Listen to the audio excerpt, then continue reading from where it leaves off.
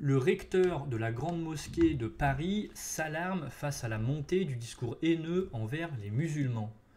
Le recteur de la Grande Mosquée de Paris exprime sa préoccupation concernant la montée progressive et alarmante de discours racistes et haineux dirigés contre les musulmans en France et craint les défis liés à une coexistence religieuse difficile.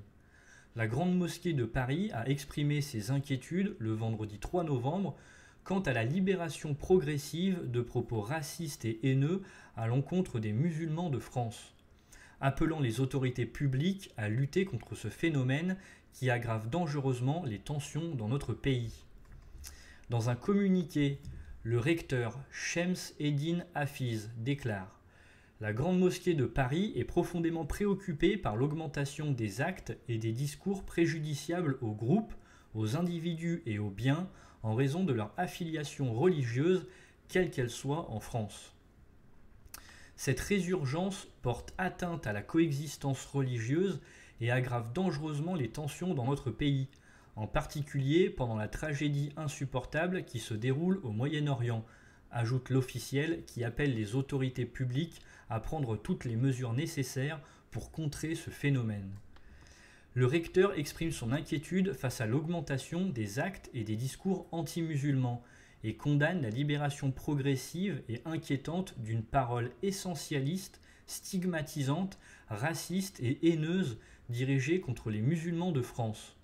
La Grande Mosquée s'alarme en particulier des déclarations scandaleuses et condamnables faites par certaines personnalités politiques et médiatiques, avec l'apparente intention de jeter le discrédit sur nos concitoyens musulmans et de les exclure de la communauté nationale.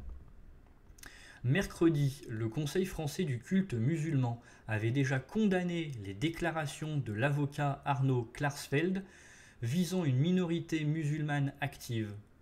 Le CFCM a déclaré que de telles déclarations choquantes et injustifiables ne peuvent qu'exposer les musulmans de France à la haine. L'autorité de régulation de l'audiovisuel et du numérique, l'ARCOM, a récemment été informée des déclarations faites par Arnaud Klarsfeld, ainsi que par le commentateur Pascal Perry qui a mentionné l'antisémitisme couscous sur LCI. Il s'est par la suite excusé sur X, anciennement Twitter.